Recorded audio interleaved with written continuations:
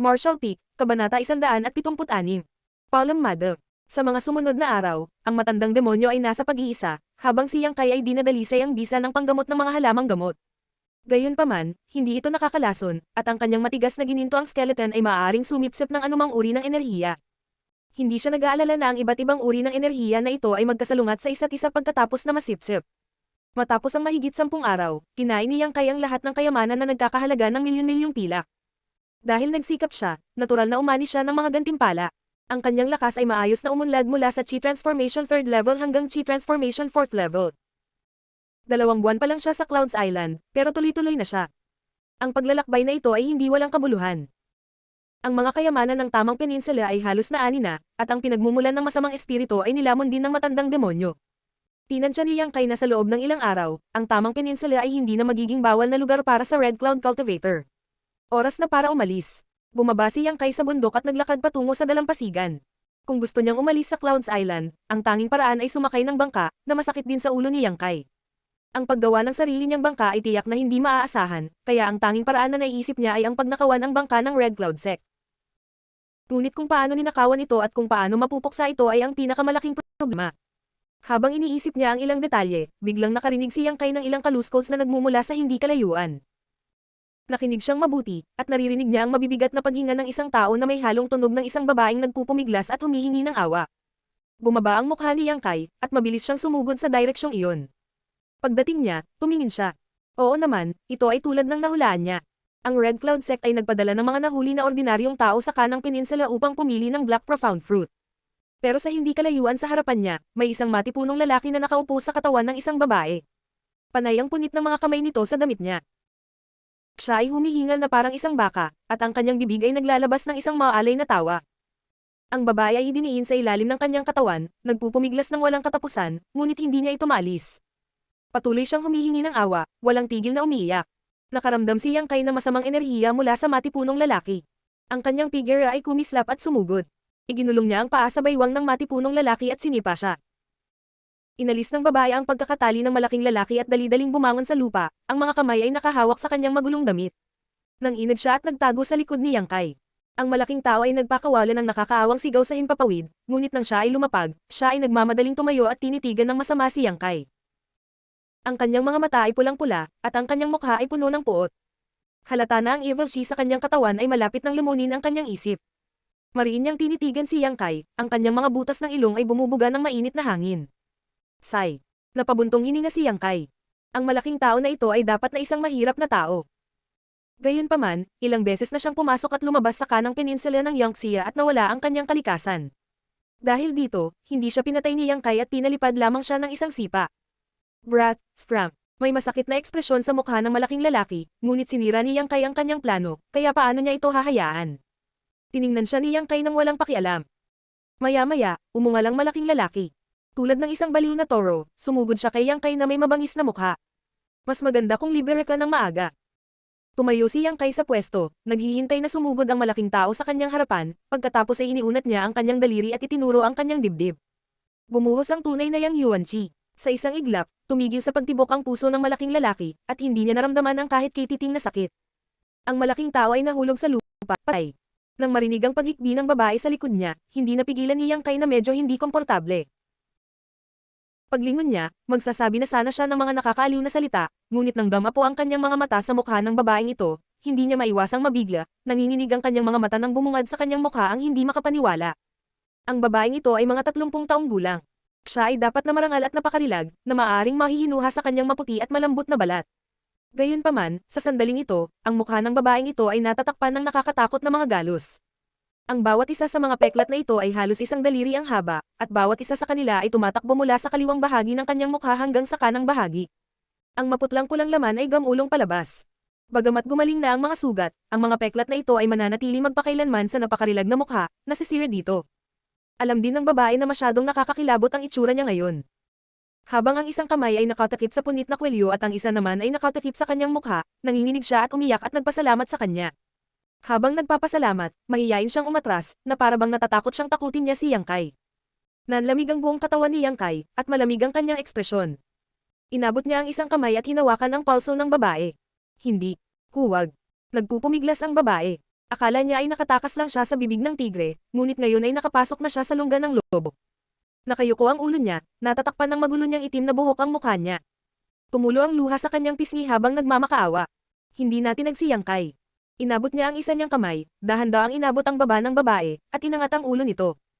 Pakiusap, huwag. Basa ng luha ang pisngi ng babae. Tumangala siya kay Yang Kai nang walang magawa, ang mga peklat sa kanyang mukha ay nagiging mas nakakatakot. Ang mga mata ni Yang Kai ay hindi nagpakita ng anumang emosyon, tanging sakit at pag-aalinlan. Bahagyang nanginginig ang kamay na nagangat sa kanyang baba nang itabi niya ang itim na buhok na nakatakip sa mukha niya, para kitang-kita ang mukha nito sa harapan niya.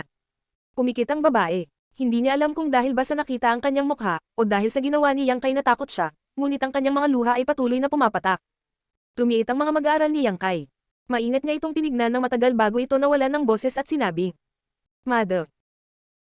Nang marinig ang titulong ito na matagal na niyang hindi narinig, dahan-dahang iminulat ng babae ang kanyang mga mata, isang bakas ng hinala ang kumikislap sa kanyang luha ang mga mata, ngunit pagkatapos na tingnang mabuti si Yang Kai, ang bakas ng hinala na iyon ay unti-unting nawala at agad na napalitan.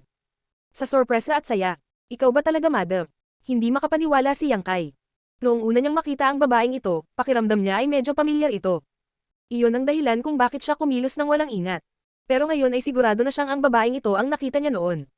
Sa wakas ay nakilala ng babae ang boss si Yang Kai. Nag-flash ang isip niya sa mukha na puno ng dumi mahigit 2 buwan na ang nakalipas. Nanginginig siya at sinabing, Ikaw ang maliit pulubi. Huminga ng malalim si Yang Kai. Nang sabihin ng babaeng to na maliit na pulubi, alam niyang hindi siya nagkakamali. Ang babaeng ito ay balo ng pamilya Jiang. Bukod kay Queer, tanging ang babaeng ito at ang binibini ng pamilyang Jiang ang nakakaalam na siya ay isang maliit na pulubi. Bakit ka nandito? Ang iyong mukha. Si Yang Kai ay masyadong maraming pagdududa. Hindi ba dapat humingi ng kanlungan si Queer at ang iba pa sa pamilya Miao sa High City? Nang maghiwalay sila noong araw na iyon, personal na dumating si Miao Huacheng para batiin sila. Nagkaroon ng engagement ang dalawang pamilya. Ang binibini ng pamilyang Jiang ay dapat nakasal sa pamilyang Miao. Ang babaeng nasa harapan niya ay dapat ay nag-e-enjoy din sa buhay sa pamilya Miao. Paano nabuo ang mga bagay tulad nito? Binata. Matapos malaman na si Yang Kai ang maliit na pulubi na nagligtas sa kanya, ang babae ay lumuhad sa lupa ng may kaluskos. Tumama ang ulo niya sa lupa, na nagdulot ng kalabog. Malungkot niyang sinabi, Binata, pakisuyong itaguyod ang hustisya para sa aking pamilyang Jiang. Nang makita ito, mabilis siyang tinulungan ni Yang Kai na tumayo, ngunit kahit na ganoon, dumudugo ang noo ng madam. Malinaw na gumamit siya ng maraming lakas. Hindi ito ang lugar para pag-usapan. Umalis muna tayo sa lugar na ito. Ay nalalayan siya ni Yang Kai at nagmamadaling naglakad pabalik sa direksyon ng kanilang pagdating. Bakit naging ganito ang babae? Bakit siya nahuli at dinala sa Clouds Island? Nasaan si Queer at ang binibini? Ano ang nangyari sa pamilya Miao sa High City? Masyado siyang maraming tanong. Bagamat ang mga bagay na ito ay walang gaanong kinalaman sa kanya, gumugos siya ng ilang araw sa byuda ng pamilya Jiang. Nakipag-chat din siya kay Queer. Ang katulong na babae ay nakikisalo rin sa kanya ng ilang merienda. Siya ay mas kaakit-akit at palabiro. Ang mabuting tao ay dapat gantimpalaan ng magandang karma. Matapos maglakad ng mahabang panahon, ang dalawang tao ay dumating sa isang maliit na burol sa malapit. Ang lugar na ito ay itinuturing na malalim sa kanang peninsula ng Clouds Island. Hindi maabot ng mga ordinaryong tao ang lugar na ito. Nakahanap ng mauupuan ang dalawang tao. Ang babaeng nawala ng pag-asa ay muling nakilala si Yang Kai. Sa sobrang tuwa niya ay hindi niya napigilan ang pag-ikbi. Hindi siya inaliw ni Yang Kai, at hindi rin siya ginambala. Tahimik lang siyang naghihintay. Alam niyang hindi lang siya maraming tanong, marami rin siyang gustong sabihin sa kanya ang babae. Makalipas ang kalahating oras, unti-unting tumigil sa pag-ikbi ang babae. Natatakpan pa ng buhok niya ang nakakatakot niyang mukha. Napayakap siya sa katawan niya at nanginginig. Hinubad ni Yang Kai ang kanyang coat at isinuot ito sa kanya. Salamat.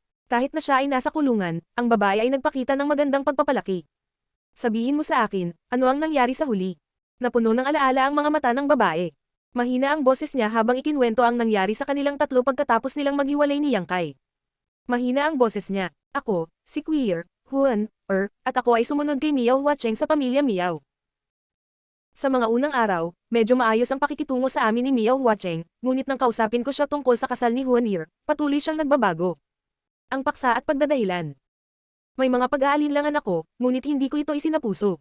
Makalipas ang ilang araw, nang muli kong banggitin ang bagay na ito sa kanya, kaagad siyang pumayag.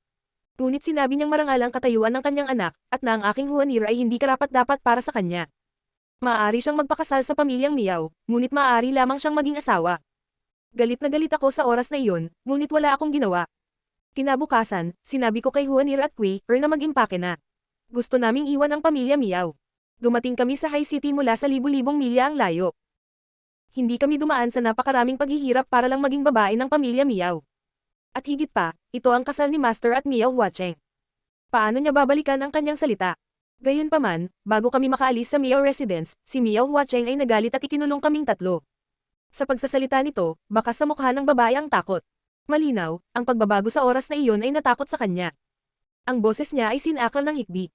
Hindi ko alam kung bakit naging ganito si Miao Huacheng. Pagkatapos magtanong, nalaman ko na lahat ay utos niya.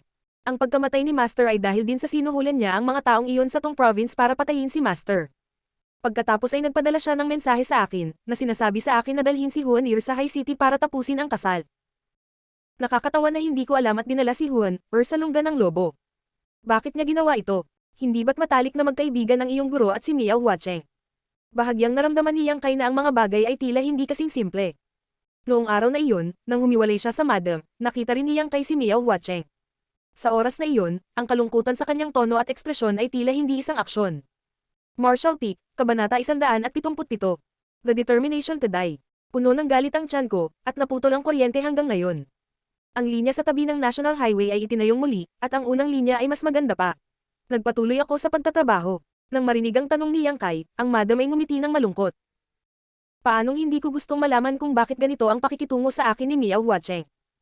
Nagtanong ako sa lahat ng posibleng paraan, at pagkatapos ay nalaman ko na ang ugat ng lahat ng ito ay dahil sa isang bagay na ginawa ni Master at nakuha ni Miao Huacheng sa mga unang taon.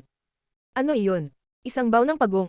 Sumagot si madam. Nang naglalakbay sina Old Master at Miao Huacheng sa paligid ng City, nakakita sila ng kakaibang baw ng pagong.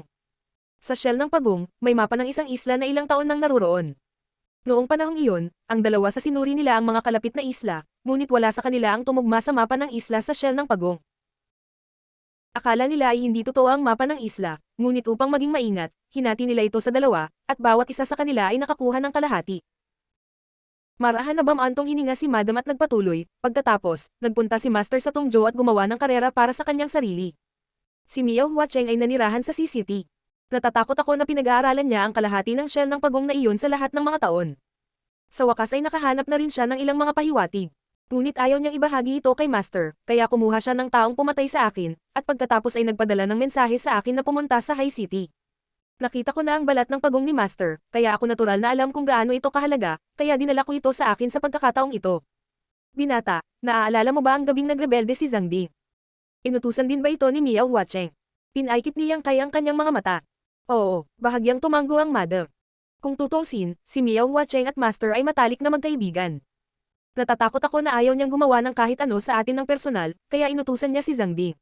Kung hindi dahil sa binata noong gabing iyon, natatakot ako na sina Juan Ir, Kui Er, at sumama na ako kay Master. Anong mabuting kaibigan? Tumiti ng sarkastikong si Yang Kai, at pagkatapos ay may kahinahinalang nagtanong. Kayong tatlo ay mga ordinaryong tao lamang. Matapos makapasok sa pamilyang Miao, kung may gustong makuha si Miao Huacheng mula sa iyo, madali lang. Bakit niya kayo pinakitunguhan ng maayos sa simula? Mapait na ngumiti ang ginang. Hindi ko naintindihan noong una, ngunit nang maglaon ay naramdaman ko na ang lahat ay salamat sa binata. Ako. Oo, tumanggo si madam. Noong araw na iyon, nang dumating si Miao Huacheng upang batiin kami, sinabi ko sa kanya ayon sa sinabi mo, binata, na may isang eksperto na tumulong sa amin sa daan at pinatay si Zhang Di, kaya't kami ay ligtas at maayos.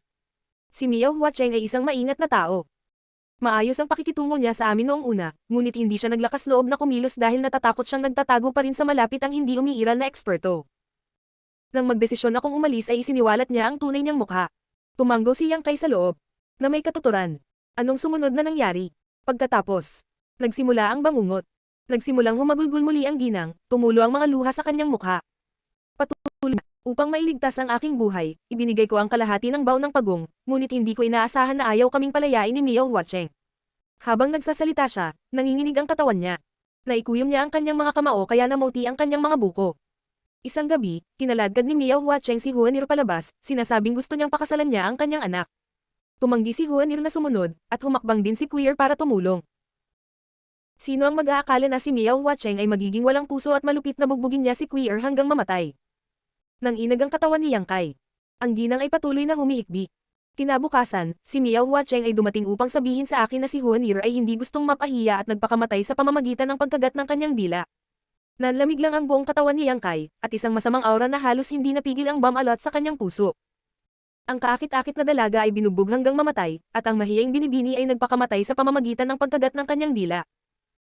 2 buwan na ang nakararaan, kasama pa rin niya ang paglalakbay, ngunit makalipas ang 2 buwan, pinaghiwalay na sila ng yin at yang, pinaghiwalay ng langit at lupa.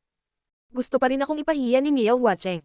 Humihikbi ang ginang at paulit-ulit na sinabi. Ngunit kasama sina Huanir at Kui, or bilang halimbawa, hindi siya nang ahas na lumayo. Matapos akong ikulong ng ilang araw, hindi pa rin siya nagtagumpay. Sa huli, nagalit siya at ipinagbili ako sa 1,000 gold wine pavilion. Nang hindi nagtatanong, alam niyang kay na isa itong brothel. Pinalo nila ako at pinilit akong magpasakop. Ayaw ko, kaya ginupit ko ang mukha ko. Walang lalaking magkakainteres sa akin ng ganito. Mapait na tumawa si Madam. Hindi nagtagal, binenta ako sa Red Cloud Sect. Dapat din akong mamatay.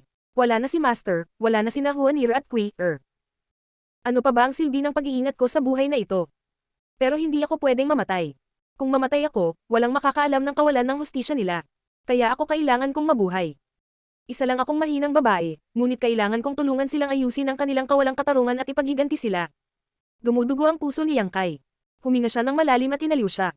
Madam, ikaw ang pinakamagandang ginang sa buong mundo, at ang pinakamalakas na ina sa buong mundo. Minsan, madali ang mamatay, ngunit ang mabuhay ay walang kapantay na mahirap. Binata, pwede bang tulungan mo akong muli? Itinaas ng ginang ang naluluhang mga mata at tumingin kay Yang Kai ng may pag-asa. Sa tuktok ng bundok, sumipol ang hangin. Malamig ang mukha ni Yang Kai. Masyadong mababa ang lakas ko. Napabuntong hininga si Yang Kai. Nagdilim ang mukha ng ginang. Pero, lalago ako. Maaaring tumagal ng ilang taon, o mas matagal pa. Bibisitahin ko ang pamilya Miao sa CCT. Hindi dahil sa hiling ng Madam, kundi dahil sa mga merienda na binibigay ni Queer sa kanya paminsan-minsan. Natigilan saglit ang ginang, saka agad na tuwang-tuwa. Lumuhad siya sa lupa at pinatong ang ulo sa lupa. Salamat, binata. Pagkaraan ng mahabang panahon, dahan-dahan niyang itinuwid ang kanyang katawan at sinabi. Binata, bagamat ang bagay na ito ay pinangunahan ni Miao Huacheng, naroon din ang tagubili ng Red Cloud Sect sa likod nito. Kumunat ang noo ni Yang Kai. Ang anak ni Miao Huacheng, si Miao Lin, ay isang disipulo ng Red Cloud Sect, ngunit ang kanyang status ay hindi masyadong mataas. Sinubukan ni Miao Huacheng ang lahat ng posibleng paraan upang makuha ang kompletong shell ng pagong. Gusto niyang ibigay ito sa Red Cloud Sect upang ang kanyang anak ay magkaroon ng kapangyarihan doon. Bukod dito, ang dahilan kung bakit kami pinagtaksilan ni Miao Huacheng at ginawang ganito ang aming Jiang family ay dahil sa susol ng kanyang anak. Gusto niyang tumayo sa Red Cloud Sect, ngunit wala siyang koneksyon. Ang baw ng pagong ang kanyang pag-asa. Red Cloud Sect. Alam ko, bahagyang tumanggo si Yang Kai. Binata. Kinagat ng ginang ang kanyang mga labi, ibinaba ang kanyang ulo, at sinabi sa nanginginig na boses. Bagaman alam ko na ikaw ay mabait at matuwid, at nahanda kang ipaghiganti ang aming Jiang family dahil sa kabaitan ni Queer. Ngunit ang aming Jiang family ay hindi kayang suklian ang kanyang kabaitan. Huwag kang mag-alala tungkol dito. Binata, mangyaring makinig sa akin. Giit ni Madam. Tumanggo si Yang Kai. Sa totoo lang, pagkatapos makuha ng aking master ang kalahati ng shell ng pagong, pinag-aaralan niya ito sa lahat ng mga taon. Si Miao Huacheng ay nakakuha ng ilang mga insight, at ang aking master ay ganoon din. Kumuha siya ng isa pang mapa mula sa kanyang kalahati ng shell ng pagong. Ayon sa pagbabawas ng aking master, ang 2 kabibi ng pagong na pinagsama sa isa ay ang ruta upang mahanap ang isla, at ang isa pang mapa na nakuha niya ay ang ruta patungo sa loob ng isla. Oh, nagulat si Yang Kai. Nasaan ang mapa? Sa aking katawan. Sagot ng ginang, ang kanyang tono ay medyo hindi natural. Naguguluhan si Yang Kai. Ang ginang ay isang mahinang babae, paano niya may tatago ang isang mahalagang mapa? Hindi ba hinanap ni Miao Huacheng ang kanyang katawan? Pagkatapos ng mahabang katahimikan, tila nakapagdesisyon ang ginang at sinabi. Binata, hindi kayang suklian ng aking Jiang family ang iyong kabutihan, kaya gagamitin ko ang mapa na ito bilang gantimpala.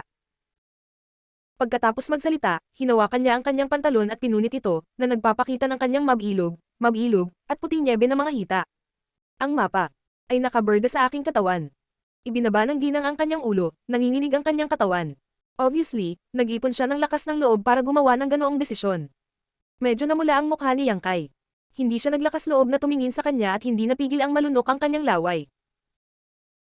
Sa mga araw na ito, habang lumalaki ang kanyang paglilinang at lakas, ang impluwensya ng Yin-Yang Joyous Unification Art sa kanya ay naging mas malalim at mas malalim. Paminsan-minsan, ang mukha ni Suyan ay kumikislap sa kanyang isipan. Kung hindi dahil sa kanyang pambihirang paghahangad, hindi siya makakapagpatuloy. Ngayong gumawa ng ganoong hakbang ang ginang, hindi na kayanan ni Yang Kai. Madam. Sumimangot si Yang Kai. Binata. Namumula rin ang mukha ng ginang. Ito ang gawain ng guro sa buhay. Ayokong ilibing ito, at ayokong mahulog ito sa mga kamay ng aking mga kaaway. Isaalang-alang ito bilang isang gantimpala. Ibibigay ko sa iyo. Hinihiling ko sa iyo na tanggapin ito. Napabuntong hininga si Yang Kai, alam na kapag tumanggi siyang muli, tiyak na hindi siya mapalagay. Bamantong hininga, sinabi niya. Patawarin mo ako. Nakasquat, itinoon niya ang tingin sa hita ng madam. Isa itong bulubundukin, sa hugis ng isang isla. Mayroong maraming mga lugar na espesyal na minarkahan, at mayroon ding isang paikat-ikot na. Ang mapang ito ay dapat na ginawa gamit ang isang birda na karayom na inilubog sa pintura. Tinakpan nito ang buong hita ng ginang, mula sa tuhod hanggang sa ibaba ng hita. Bagaman imposibleng ipakita ang orihinal na mapa sa kabuuan nito, tiyak na hindi ito malayo. Nahirapang isipin ni Yang Kai kung paano magkakaroon ng napakalakas na tiyaga ang isang ordinaryong babae na gumawa ng napakagandang mapa sa kanyang sariling katawan. Gaano karaming sakit ang kailangan niyang tiisin. Ilang oras ang inabot nito. Kasing kalmado ng isang sinaunang balon ang ekspresyon ni Yang Kai. Ang kanyang mga mata ay maingat na tumingin sa mapa, at walang kahit kititing na bakas ng kakaibang emosyon. Ang ginang ay nanginginig, nakapikit, at patuloy na umiiyak. Pagkatapos ng halos isang tasa ng tsaa, naalala ni Yang Kai ang lahat ng nasa isip niya. Inabot niya at inayos ang punit na damit ng madam. Binata, salamat sa lahat. Umupo ang ginang sa patagilid sa lupa, at sinabi sa isang patag na boses. Nang sabihin niya ang mga katagang ito, tila'y binaba niya ang lahat ng mga pasanin sa kanyang puso. Nadama ni Yang Kai ang isang matatag na paniniwala mula sa kanyang tono. Patay ang puso niya. Nabuhay lamang siya upang humanap ng taong tutugon sa kanyang mga hinaing. Ngayong natupad na ang kanyang hiling, natural na wala na siyang alalahanin. Nakatingin sa kanya na tulala, si Yang Kai ay hindi nagsalita ng mahabang panahon. Pagkaraan ng isang araw, bumaba si Yang Kai sa bundok. Dala niya ang basket ng gamot ng ginang, na puno ng black profound fruit. Hakbang-hakbang, naglakad siya patungo sa dalampasigan na walang pakialam. Sa tuktok ng burol, kanina pa nakaupo ang ginang. Natuyo na ang kanyang mga luha. Tumingin siya sa dagat, hindi gumagalaw. Hindi siya inalis ni Yang Kai, dahil mas masakit ang mabuhay kaysa mamatay. Kailangan lang niya ng pagpapalaya.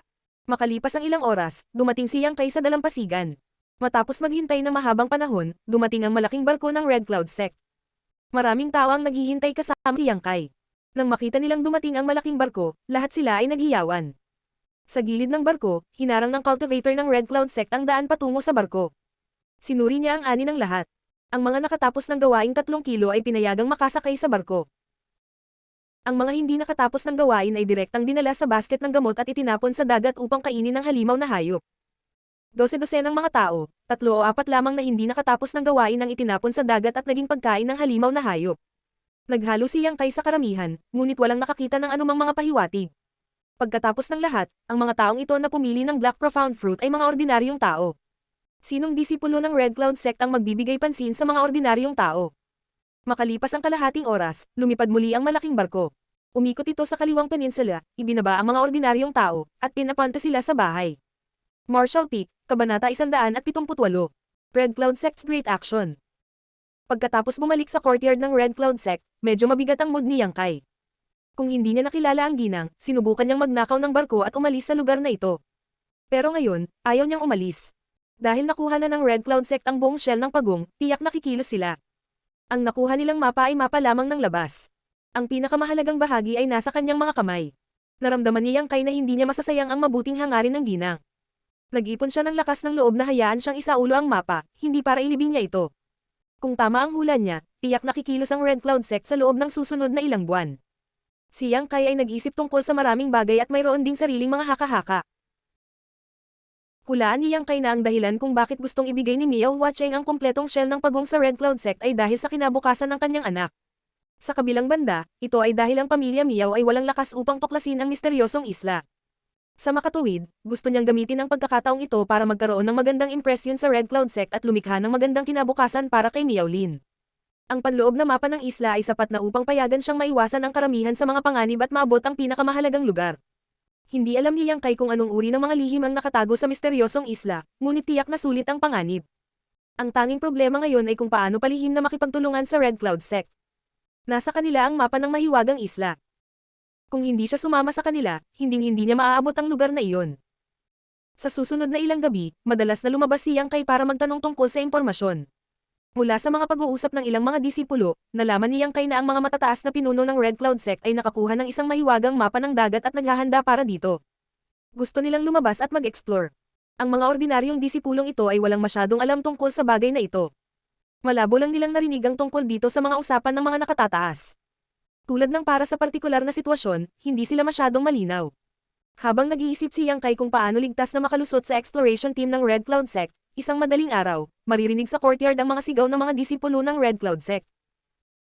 Hindi nagtagal, lahat ng mga ordinaryong tao na nahuli ay nagtipon-tipon.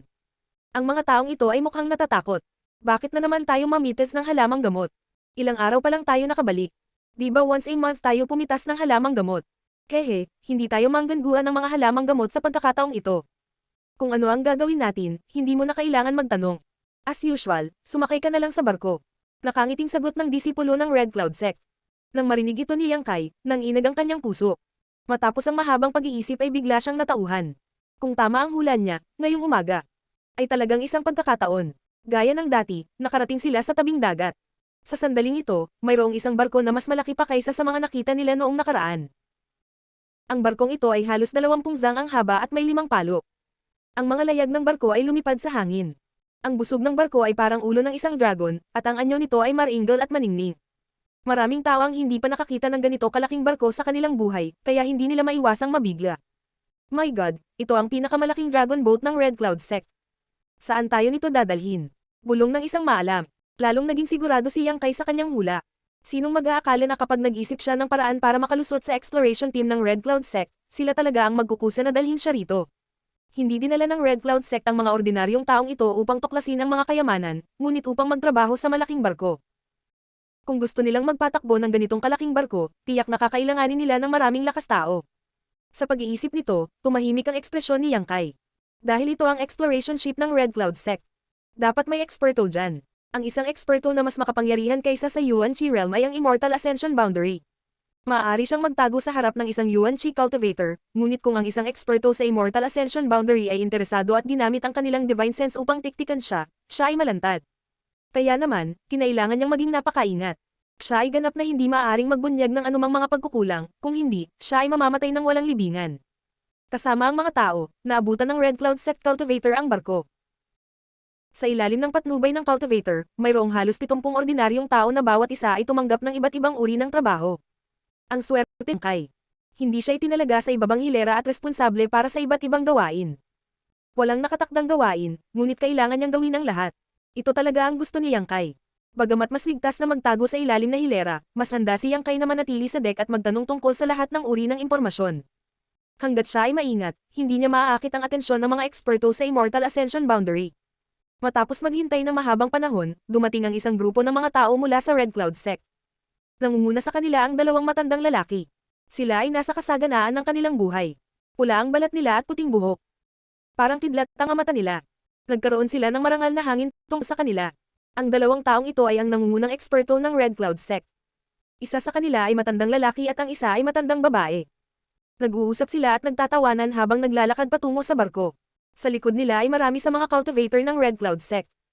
May mga lalaki at babae. Sa kabuuan, mayroong halos 50 sa kanila. Lahat sila ay mga elite ng Red Cloud Sect. Mabilis na sumigaw ang isang nasa katanghaliang gulang na lalaki mula sa Red Cloud Sect na orihinal na nasa barko.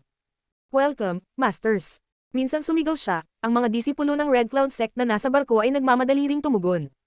Tumiti ang matandang lalaki at matandang babae at bahagyang lumutang sa barko. Pagtingin sa paligid, tinanong ng matandang babae. Handa na ba ang lahat? Magalang na sagot ng medyo may edad na. Handa na ang lahat. Ngayon, hinihintay na lang natin ang pagdating ng 2 martial uncles. Pagkatapos, pwede na tayong tumulak. Sagot ng matanda at ikanaway ang kamay. Pumunta ka na at ayusin mo. Mag-iisa kami ng masterland mo sa cabin.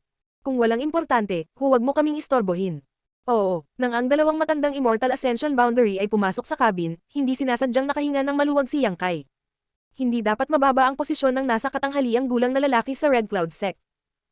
Tumayo siya sa barko at inayos ang pagsakay ng cultivator. Matapos abalahin ang sarili sa loob ng kalahating oras, sa ilalim ng kanyang utos, dahan-dahang umusad ang barko. Si Yang Kai ay nakatayo sa deck, nagkukunwaring may ginagawa habang tahimik na isinasaulo ang direksyon ng barko. Hinampas ng hangin at alon ang barko. Maaari itong maglakbay ng 1,000 milya sa isang araw at gabi. Unti-unti, walang mga isla sa paligid, tanging ang walang hangganang karagatan. Lumubog ang araw at sumikat ang buwan. Nanatili si Yang Kai sa barko ng 3 araw. Maingat siyang gumawa ng mga gawain at natutunan ng ilang bagay sa mga pag-uusap ng cultivator na sumakay sa barko. Ang layunin ng barkong ito na nagdadala ng napakaraming tao ay talagang tuklasin ang misteryosong islang iyon. Gayunpaman, tinawag ng cultivator ng Red Cloud Sect ang misteryosong isla na Hidden Island. Ang salitang ito ay nagpaalala kay Yang Kai na maraming kakaibang bagay na narinig niya sa Sea City. Isa na rito ang Hidden Island. Usap-usapan na hindi peke ang tanawin sa Sea Serpent's Embrace. Ngunit sa isang lugar sa kailaliman ng karagatan, mayroong isang tunay na pag-iral. Ngunit sa hindi malamang dahilan, ang mga eksenang ito ay kumalat ng libu-libong milya ang layo at nakatatak sa mga mata ng mga residente ng Sea City. Ang mga lugar na lumitaw sa Sea Serpent's Embrace ay hindi maabot ng ordinaryong paraan. Sa island pass lang makakalapit at makapasok. Ang mga islang ito na hindi madaling lapitan at hindi makita ay tinawag na Hidden Island. Sa Hidden Island, mayroong kayamanan, martial arts, at mga pamamaraan ng paglilinang na maaaring magpapahintulot sa isa na pumailang lang sa langit. Mayroon ding hindi mabilang na mga kayamanan ng langit at lupa. Gusto ng lahat na pumunta sa Hidden Island, ngunit palagi silang walang paraan. Ngunit ngayon, ang pagkakataong ito ay nahulog sa ulo ng Red Cloud Sect. Sa makatuwid, ipinadala ng Red Cloud Sect ang kanilang mga elite at nagpadala pa ng 2 eksperto sa Immortal Ascension Boundary upang pumunta sa Hidden Island para tingnan kung ano ang nangyayari. Ang Red Cloud Sect ay mayroon lamang 4 na eksperto sa Immortal Ascension Boundary. Pero ngayon, wala na ang kalahati sa kanila. Ipinakita nito ang determinasyon ng sekta. Sa nakalipas na ilang araw, narinig ni Yang Kai ang pinakamaraming usapan tungkol sa pananabik ng cultivator ng Red Cloud Sect para sa misteryosong Hidden Island. Naisip niya kung anong mga pagkakataon at pakikipagsapalaran ang makukuha niya doon. Naisip ni Yang Kai ang Heaven's Cave Inheritance. Ginaising niya ang matandang demonyo na nasa pag-iisa at tinanong siya. Noon lang niya nalaman na ang Hidden Island ay hindi dapat maging Heaven's Cave Inheritance. Marahil ito ay dahil sinakop ng isang guro ang isang isla upang magsaka, ngunit ayaw niyang abalahin ng mga tagalabas. Sa makatuwid, inayos niya ang ilang uri ng array para mawala ang isla sa pananaw ng mundo. Ang Hidden Island na ito ay may likas na hanay na hindi nakikita ng mga ordinaryong tao. Ngunit sa anumang kaso, mayroon talagang pagkakataon sa Hidden Island. Naalala rin ni Yang Kai ang mga pangalan at lakas ng marami sa mga disipulo ng Red Cloud Sect sa pamamagitan ng chat. Ang nasa katanghaliang gulang na lalaki ay tinawag na Yoshupi. Siya ay Yuan Chi 9th stage at isang elder ng Red Cloud Sect. Si Yuan Chi ay maaaring isang elder. Ang Red Cloud Sect na ito ay talagang hindi maihahambing sa High Heaven Pavilion. Bukod dito, ang kanilang mga eksperto sa Immortal Ascension Boundary ay matanda na. Kahit na matatanda na rin ang Elders of High Heaven Pavilion, siguradong mas bata sila sa 2 masters. Sa 2 eksperto sa Immortal Ascension Boundary na sumakay sa barko, ang matanda ay tinawag na ding Jiazi, Immortal Ascension Boundary 5th stage. Ang matandang babae ay tinawag na Wu Zianglan, Immortal Ascension Boundary 4th stage. Pareho silang Grand Elder ng Red Cloud Sect. Kadalasan, nagmumuni-muni lamang sila sa pag-iisa sa loob ng sekta. Kasi, kalahati ng leeg nila ay nakabaon na sa lupa. Kung hindi dahil sa kahalagahan ng bagay na ito, hindi sila lilito. Sa araw na ito, tahimik na nililinis ni Yang Kai ang deck nang biglang may narinig siyang nag-uusap. Jingir, bakit ka mag-isa dito? Hindi ka ba sinamahan ni Miao Lin? Nang marinig ang 2 salitang Miao Lin, agad na naningkit ang mga tenga ni Yang Kai. Naalala niya na sinabi ng madam ng pamilya Jiang na ang anak ni Miao Huacheng ay tinawag na Miao Lin. Siya ang nagudyok sa kapahamakan na sinapit ng Jiang family. Ito ba ay ang parehong tao? Si Yang Kai ay nagbigay pansin, ngunit ang kanyang mga kamay ay hindi tumigil sa paggalaw. Sinadya niyang lumapit sa kausap at tahimik na tumangala. Sa kabilang bahagi ng barko, may isang magandang babae na ninanamnamang simoy ng dagat.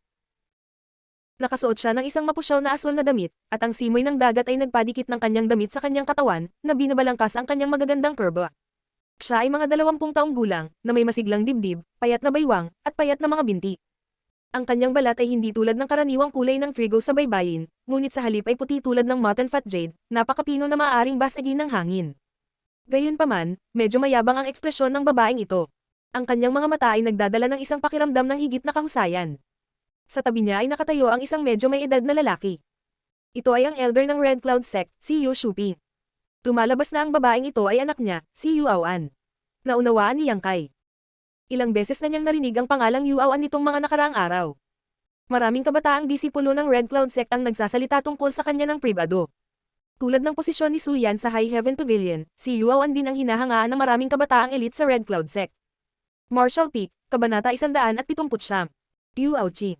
Nang marinig ang pagtatanong ni Yoshuping, baka sa mukha ni Yuauchi ang pagkainip at pagkasuklam. Kinagat niya ang kanyang mga ngipin at sinabi, hindi na siya makapaghintay na damaykit sa akin. Oh, hindi mo siya gusto. Tumawa si Yoshupi.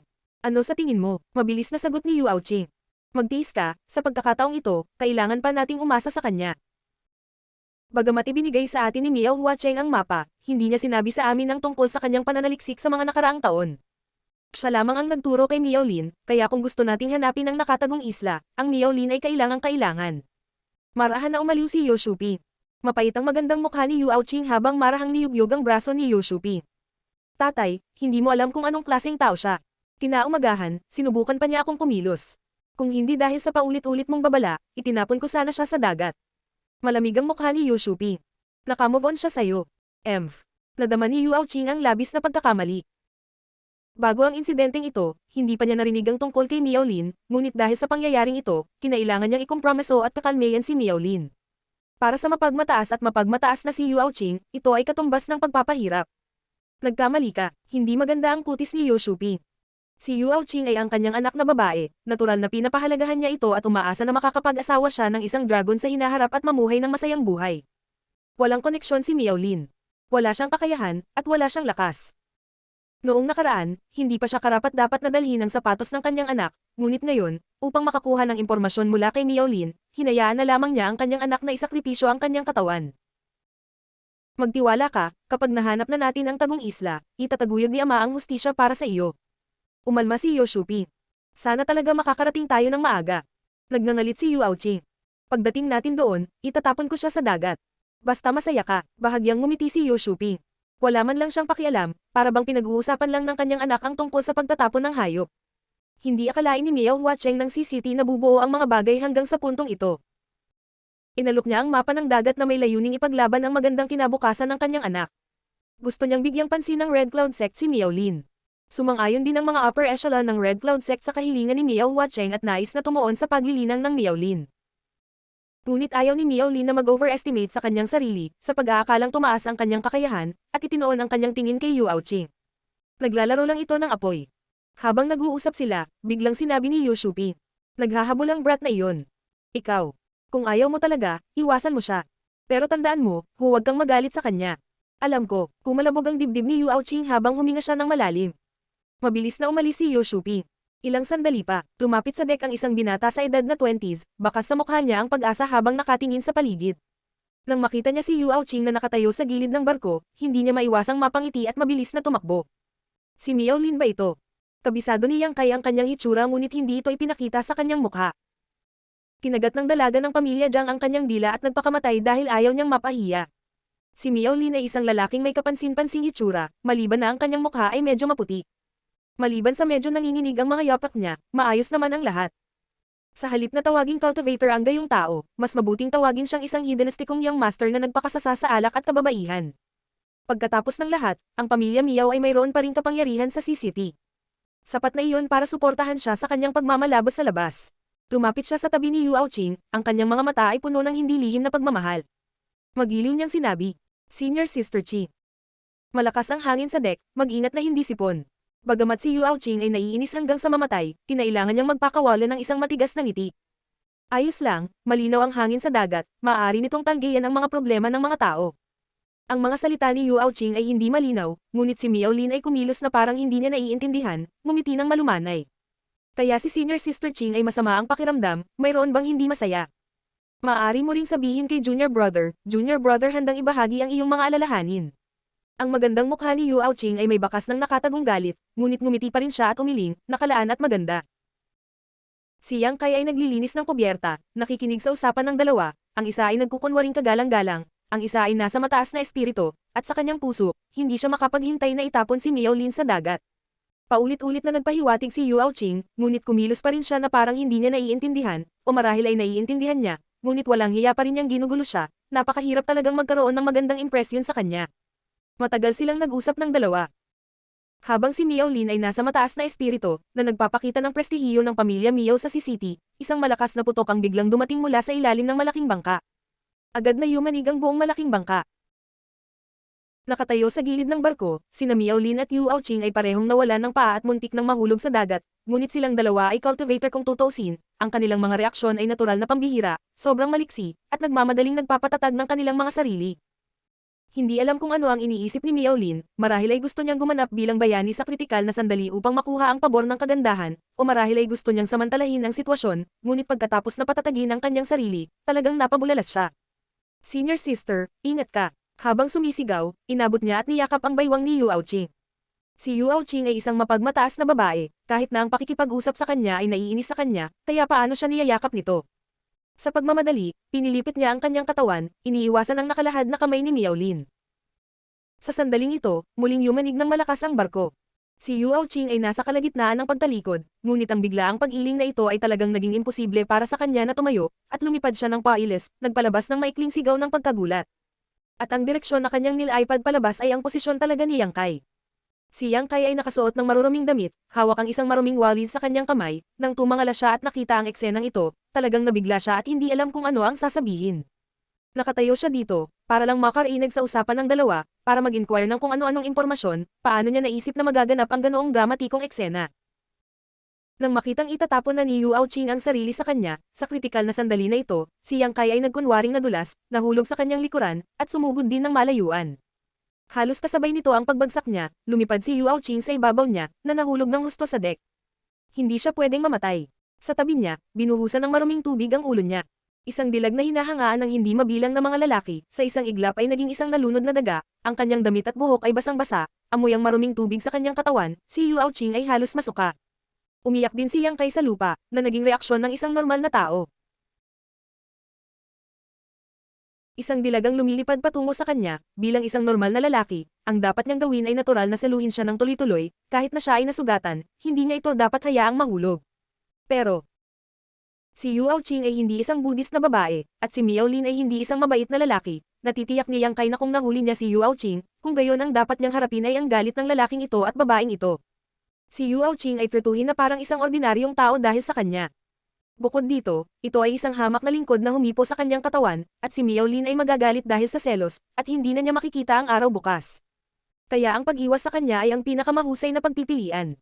Nanginginig pa rin ang barko, sumugod si Miao Lin sa tabi ni Yuao Ching, at sa wakas ay nakahanap ng pagkakataong makalapit, at tinulungan siyang tumayo, na nagtatakang sinabi.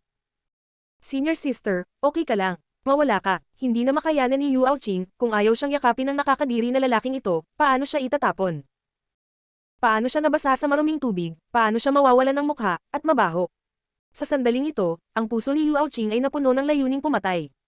Dahil sinisigawan siya, mukhang natigilan si Miao Lin, at nagmamadaling umatras ng 2 hakbang. Sa oras na ito, maraming cultivator ang sumugod sa cabin, si Yu Shuping ay kasama nila, sumugod siya sa deck at tumingin sa ibaba, nagbago ang kanyang mukha. Ito ang halimaw na hayop. Lahat ng mga disipulo ay naghahanda upang lumaban. Tumitingin sa itaas. Nang makita ang maruming si Yuao Ching, hindi niya maiwasang matigilan.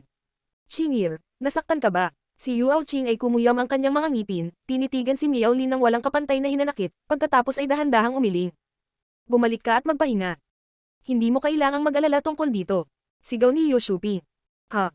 Senior sister, papaalisin na kita. Agad namang sumunod si Miao Lin. Hindi.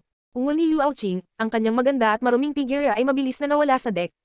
Sa barko. Mabilis ding lumikas ang mga ordinaryong taong iyon, walang pakialam ang Red Cloud Sect cultivator sa kanilang buhay o kamatayan sa sandaling ito, kung mananatili sila sa deck, ito ay magiging kapahamakan. Biglang bumangon ang isang napakalaking alon mula sa gilid ng barko, binomba ang barko, at ilang beses itong niyanig. Nagmamadaling tumayo si Yang Kai at sinundan ng mga ordinaryong tao sa cabin. Lahat ay nagsiksikan, nanginginig. Maraming tao ang walang humpay na nagbubulungan, nagdarasal na sana ay hindi lumubog ang barko. Kung lumubog ang barkong ito, maliban sa 2 Immortal Ascension Boundary Supreme Elders, lahat ng iba ay malamang na mamatay sa dagat. Saglit na nakinig si Yang Kai, ang kanyang tense na mode ay unti-unting nakaka-relax. Nalaman niya na ang 2 Supreme Elders ng Red Cloud Sect ay hindi gumagalaw, na nangangahulugang hindi mataas ang antas ng Monster Beast, at sapat na si Yu Shuping para harapin ito. Gayunpaman, ang bilang ng mga halimaw na hayop na ito ay medyo malaki, at mula sa lahat ng direksyon ay dumating ang mga kalabog. Ang labanan ay tumagal ng isang buong 2 oras bago ito unti-unting tumigil. Ang umaataking demonic beasts ay maaaring napatay o naitaboy, at ang maingay na aktibidad sa wakas ay huminahon. Ang pagkapanalo ng Red Cloud Sect, maging ang mga ordinaryong tao ay hindi maiwasang magsaya, na parabang nanalo rin sila sa laban. Nakita ito ni Yang Kai at nakaramdam lamang siya ng kalungkutan. Hindi nagtagal, tinawag ng mga disipulo ng Red Cloud Sect ang mga ordinaryong tao upang linisin ang kubyerta.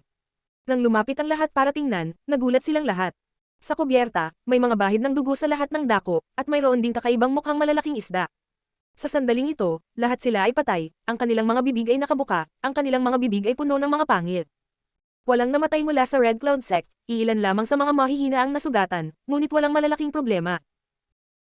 Sinundan ni Yang Kai ang karamihan upang linisin ang kubyerta ng mga mantsa ng dugo ng barko, inaalagaan ang dagat na halimaw na hayop na napatay, pawis na pawis at amoy dugo. Marahil ay dahil nakapasok na sila sa kailaliman ng dagat, ngunit pagkatapos ng unang pag-atake ng halimaw na hayop, sa mga susunod na araw, dadalawin sila ng mga halimaw na hayop, at habang lumilipas ang panahon, lumalakas din ang lakas ng mga halimaw na hayop na ito. At mas malakas. Upang harapin ang mga halimaw na hayop na ito, maraming may sakit na ordinaryong tao ang walang awa na itinapon sa dagat upang maakit ang atensyon ng halimaw na hayop. Ang mukha ni Yu Shuping ay naging seryoso araw-araw, at si Miao Lin ay madalas niyang tinatawag sa kubyerta, kung saan pinag-aralan nilang dalawa ang isang shell ng pagong na halos kasing laki ng isang gilingang bato. Marshall Peak, Kabanata 180. Husband and wife are birds from the same forest. Kalahating buwan pagkatapos umalis sa Red Clouds Island, tila naligaw ng landas ang barko. Sa sobrang pagkabalisa ni Yu Shuping ay nagsimulang mag-apoy ang kanyang bibig.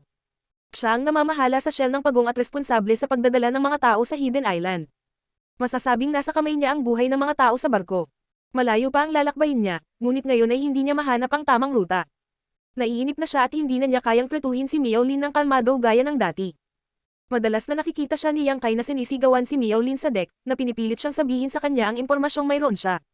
Si Miao Lin ay natural na hindi nang ahas na magtago ng anuman at sinabi sa kanya ang lahat ng kanyang nalalaman. Ang mga pag-atake ng halimaw na hayop sa dagat ay nagiging mas madalas at mabangis. Ang dalawang Supreme Elder ng Red Cloud Sect ay lumahok sa labanan ng paulit-ulit. Kung hindi dahil sa kanila, ang barko ay dinurog na ng halimaw na hayop.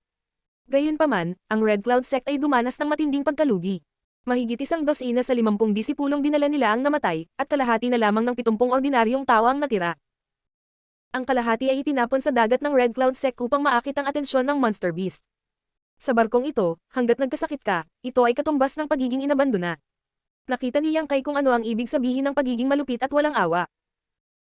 Sa harap ng mga ordinaryong tao na walang panlaban, itinapon sila ng cultivator ng Red Cloud Sect sa dagat sa ilalim ng matatalas ng ngipin ng halimaw na hayop na parang mga alagang hayop, para lamang maantala ang ilang oras. Ang buhay ng tao dito ay kasing liwanag ng damo. Ang natitirang mga ordinaryong tao ay nabubuhay sa takot at kaba araw-araw.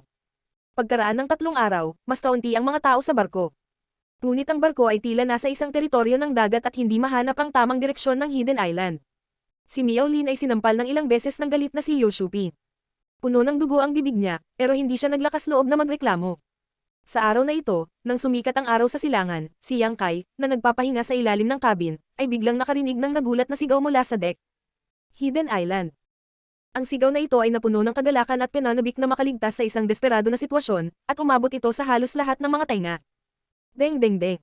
Lahat ng cultivator ng Red Cloud Sect ay nagsimulang gumalaw habang nagmamadali silang sumugod sa deck. Ganoon din ang ginawa ng mga ordinaryong tao. Sinundan ni Yang Kai ang mga tao sa deck. Nang tumangala siya, hindi niya maiwasang mapilang. Sa ilalim ng nakakapasong araw, may isang ilusyong eksenang lumulutang sa himpapawid ilang libong talampakan sa harap ng barko. Isa itong eksenang parang paraiso. Matataas na bundok, umaagos na tubig, matataas na bundok, at matarik na mga tagaytay. Ang mga ibon ay lumipad sa mga kawan sa kalangitan, at tila may tunog ng isang bukal ng bundok sa mga tainga ng isa. Ang pumasok sa mata ng isang tao ay isang eksenang napakagandang pagmasdan. Ito ay pambihirang kaakit-akit, at mayroong kakaibang aura sa lahat ng dako. Ito ay tulad ng isang treasured lupain na walang sino man ang natapakan ng paa sa loob ng libong taon. Maraming mga pambihirang bulaklak, halaman, at walang katulad na mga gamot sa espiritu ang umindayog sa hangin habang sila ay lumalagong malusog. Ito ay malago at luntiang, puno ng huni ng mga ibon at halimuyak ng mga bulaklak. Marami ring hindi kilalang mga hayop na dumaan sa mga mata ng lahat. Nagdala pa sila ng isang string ng mga makukulay na ilaw habang sila ay tumatakbo. Mirage. Si Yang Kai ay pinalad na makakita ng ganitong uri ng magagandang tanawin noon sa CCT. Ngayong muli niya itong nakita, natural niyang nakilala ito sa isang sulyap. Nabalitaan na totoo ang tanawing lumabas sa Mirage, ngunit dahil sa ilang espesyal na dahilan, binawasan ito ng 10 milyon para makita ng mundo. Ngunit sa pagkakataong ito, ang Mirage ay medyo naiiba sa huling pagkakataon dahil ito ay masyadong totoo. Napakatotoo nito na parabang maabot at mahawakan niya ito. Parabang totoo ito sa kanyang mga mata. Naging emosyonal si Yu Shuping. Hinawakan niya ng 2 kamay ang malaking shell ng pagong at maingat na pinagmasdan ito. Bigla siyang tumawa. Naiintindihan ko, ang CCT na ngayon ang oras para pumasok sa isla. Hindi nakakagulat na hindi namin mahanap ang pinto, kaya naging ganito. Ang 2 Supreme Elder ng Red Cloud Sect ay emosyonal din sa sandaling ito. Ang matandang lalaki, si Ding Jiazi, ay nagtanong sa malalim na boses. Shuping, ano ang sitwasyon ngayon? Tumingin din ang matandang babae, si Wu Zianglan. Si Yu Shuping ay hindi nang ahas na magpabeya. Na may nasasabik na ngiti sa kanyang mukha, magalang niyang sinabi. Mga masters, nakarating na tayo sa kinalalagyan ng Hidden Island. Saan? Ang tila malabo na mga mata ni Wu Zianglan ay kumislap na may bakas ng liwanag. Itinuro ni Yu Shuping ang mirage sa harap nila at sinabing, ayan. Pagkasabi niyon, dali-dali niyang ibinigay ang bow ng pagong sa kanyang kamay sa dalawang Grand Supreme Elder. Master, paki-inject ang inyong sigla sa island guide na ito. Sa tulong nitong island guide, mabubuksan natin ang pasukan sa isla. Nagkatinginan sina Ding Jiazi at Wu Zianglan at hindi nagatubili. Kinuha nila ang malaking shell ng pagong at pagkatapos ay pinaandar ang Yuan Chi, mabangis na ibinuhos ito sa shell ng pagong. Ang bow ng pagong na ito ay tila karaniwan, ngunit sa katunayan, ito ay napakatanyag. Kadalasan, kahit paano sinubukan ng iba na suriin ito, wala silang maramdaman na kakaiba. Ngunit sa sandaling ito, nang ibuhos ni Ding Jiazi at Wu Zianglan ang Yuan Chi dito, nalaman nilang ang bow ng pagong ay naging isang napakalalim na butas, na tuwang-tuwang nilulunok ang kanilang Yuan Chi. Ilang sandali lang, ang dalawang matandang Grand Elder ay malapit na sa pagbagsak, ang kanilang mga mukha ay mapatla. Hindi maganda. Si Ding Jiazi ay sumigaw sa alarma at sumigaw patungo sa mga cultivator ng Red Cloud Sect. Ano ang tinitingnan mo? Dali-dali at tulungan mo ako. Nang marinig ito ng Red Cloud Sect cultivator, mabilis silang sumugod at ibinuhos ang kanilang Yuan Chi sa shell ng pagong. Sa tulong ng mga taong ito, nagawang patatagin ni Ding Jiazi at Wu Zianglan ang kanilang posisyon. Hindi nagtagal, biglang namukadkad ang plain turtle shell na may rainbow light. Tila may mga ungol na nagmumula sa loob ng shell ng pagong. Ang mapa ng daan na nakaukit sa ibabaw ng shell ng pagong ay tila buhay din, patuloy na gumagalaw. Isa-isa, ang cultivator ay naubos ang lahat ng kanilang Yuan Chi at umatras, pagod na pagod. Nang humalili sa pag-akyat ang Red Cloud Sect cultivator ay tila puno na ang shell ng pagong. Ang liwanag ng bahaghari na lumabas mula sa shell ng pagong ay kasing silaw ng araw. Biglang napabulalas sina Ding Jiazi at Wu Zianglan ng sabay. Isang makapal na liwanag ang sumabog mula sa shell ng pagong, na nagpilit sa dalawang tao na umatras. Ang bow ng pagong ay naging isang stream ng liwanag at dumiretso sa kalangitan. Dalawang masters. Nagulat si Yu Shuping. Si Ding Jiazi at Wu Zianglan ay tumayong matatag. Mapatla ang kanilang mga mukha, ngunit ikanaway nila ang kanilang mga kamay upang ipahiwatig na sila ay magaling. Ang lahat ay tumangala at nakita na ang bow ng pagong ay lumipad ng ilang libong talampakan palayo, na lumapag sa tuktok ng Fata Morgana. Sa paglabas ng mga sinag ng bahaghari, ang magandang Fata Morgana ay unti-unting gumuho. Sa pagkawala ng mirage, para bang nabasag ang isang hindi nakikitang harang. Sa larangan ng paningin ng lahat, lumitaw ang isang isla na mas malaki kaysa sa Red Cloud Island nang walang babala. Hidden Island. Nanginginig ang boses ni Yu Shuping. Sa barko, ang Red Cloud Sect cultivator ay natahimik sandali. Bigla silang nag-cheer at sumigaw ng malakas para mailabas ang excitement. Ang layunin ng kanilang paglalakbay ay upang mahanap ang Hidden Island. Hindi nila inaasahan na magiging ganoon ka-smooth ang mga pangyayari. Bagaman nakaranas sila ng maraming panganib sa kalsada, natakot sila ngunit hindi sa panganib. Ngayon, nasa harapan na nila ang Hidden Island. Ilang sandali lang ay sumikat na sila. Hindi lamang ang cultivator ng Red Cloud Sect ang nasasabik, ngunit ang mga ordinaryong tao ay nasasabik din. Nakarinig na sila ng mga chismis tungkol sa Hidden Island, ngunit sinong mag-aakala na makikita nila ito ng sarili nilang mga mata sa kanilang buhay. Tara na, puntahan ang Hidden Island.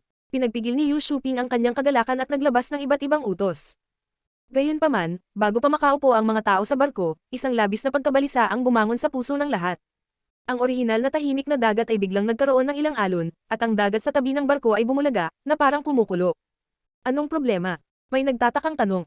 Mukhang marangal sina Ding Jiazi at Wu Zianglan. Inilatag nila ang kanilang divine sense at biglang nagbago ang kanilang mga ekspresyon. Sabay-sabay nilang bulalas. Mag-ingat. Bago bumagsak ang kanilang mga boses, isang malaking alon ang sumugod mula sa kaliwang bahagi ng barko. Isang bagay na tila galami ang biglang lumabas sa ilalim ng dagat. Malaki ang galami, mahigit 10 talampakan ang haba. Direkta itong tumama sa kubyerta ng barko ng malakas na lakas. Ilang mga ordinaryong tao na hindi makaiwas sa oras ay nabasag sa midpace sa lugar. Sinamahan ng isang malakas na ingay, ang deck ay naging mga pira-piraso at lumipad sa lahat ng direksyon. Ang Red Cloud Sect cultivator, sa ilalim ng pamumuno ng dalawang Supreme Elder, ay sumalakay sa galami. Para sa isang oras, ang iba't ibang mga martial arts at armas ay lumipad sa buong kalangitan. Ngunit kahit anong uri ng pag-atake ang tumama sa galami, hindi ito masasaktan. Kahit na ang paraan ng dalawang Supreme Elder ay walang magawa dito. Kwa. Sa kabilang panig ng barko, isa pang galami ang pumailan lang sa hangin at bumagsak ng malakas. Sa pagkakataong ito, tumama ito sa busog ng barko. Ang hulihan ng barko, na mahigit 20 zang ang haba, ay tumagilid. Ang marahas na pagyanig ay naging sanhi ng pagkawala ng lahat. Ang True Element Boundary Masters at mas mataas ay ginamit ang kanilang True Essence para lumipad sa himpapawid, habang ang iba pang martial artist at ordinaryong tao ay tumakas sa gulat. Steady para sa akin. Buong lakas na sumigaw si Yu Shuping, ngunit paano niya mapakalma ang mga tao? Huwa-huwa. Sabay-sabay na nakaunat ang 7 o 8 galami mula sa ilalim ng dagat, direktang ibinalot sa barko at kinaladkad ito sa ilalim ng dagat. Isang malaking puwersa ang dumating at naramdaman ng lahat ang kanilang sarili na mabilis na lumulubog. Ito ay dapat na ang Island Guardian Monster Beast. Nakita ni Ding Jiazi ang eksenang ito at ang kanyang mukha ay nabigla. Ang lakas ng Island Guardian Monster Beast ay lampas sa kanyang imahinasyon. Sa kanyang kayamanan, hindi niya ito nakayanan. Kaagad niyang tinawagan si Wu Zianglan. Ikaw at ako ay sisalakay at tingnan kung maaari nating itaboy ito. Si Wu Zianglan ay mukhang seryoso at tumango. Bago siya kumilos ay nanlaki ang mata niya. Sinigawan niya si Ding Jiazi. Brother Ding, nasa likod mo. Natigilan si Ding Jiazi. Naramdaman na lang niya ang ihip ng hangin na nagmumula sa kanyang likuran. Maya-maya pa ay hinampas ng malakas ang likod niya. Parang tinamaan ng kidlat ang buong katawan niya. Sa tunog ng wa, iniluwa niya ang isang subo ng dugo. Parang bumabagsak na meteorite, bumagsak siya sa dagat. Hindi na hinintay na mahulog siya sa dagat, may isa pang galami na nakaunat mula sa ilalim ng dagat at tumpak na ginulong siya. Ang bibig ni Ding Jiazi ay gumawa ng isang kahindak-hindak na hiyaw. Ang tunog ng mga buto ay nagmula sa kanyang katawan. Desperado niyang hinikayat ang kanyang Yuan Qi, ngunit hindi pa rin ito maalis. Iniunat niya ang isang kamay kay Wu Zianglan at malungkot na sumigaw. Sister Lan, iligtas mo ako. Ang dalawang Supreme Elder ng Red Cloud Sect ay nagkaroon ng masamang relasyon noong bata pa sila. Mahal na mahal nila ang isa't isa kaya naging mag-asawa pa sila. Pero kalaunan, hindi na nila alam ang nangyari. Hindi na kasing close ang dalawa tulad ng dati. Bagamat pribado pa rin silang nakikipag-ugnayan sa isa't isa, hindi na sila ganoon ka-harmonia gaya ng dati. Ngayon, sa pagharap sa tawag ni Ding Jiazi para sa tulong, si Wu Zianglan ay natigilan. Agad niyang ginamit ang kanyang kakayahan sa paggalaw at sumugod sa Hidden Island nang hindi lumilingon. Ang halimaw na hayop na ito ay maaaring malubhang makapinsala kay Ding Jiazi. Sa katunayan, hindi ito isang bagay na kaya niyang harapin. Upang mailigtas ang kanyang buhay, paano maglakas loob si Wu Zianglan na manatili rito? Wala siyang pakialam kay Ding Jiazi. Wala rin siyang pakialam sa Red Cloud Sect cultivator sa barko. Ang pinakamahalagang bagay ngayon ay ang mailigtas ang sarili niyang buhay. Malungkot nang umiti si Ding Jiazi. Ang mag-asawa ay mga ibon sa iisang kagubatan. Kapag dumating ang sakuna, lumilipad sila ng magkahiwalay.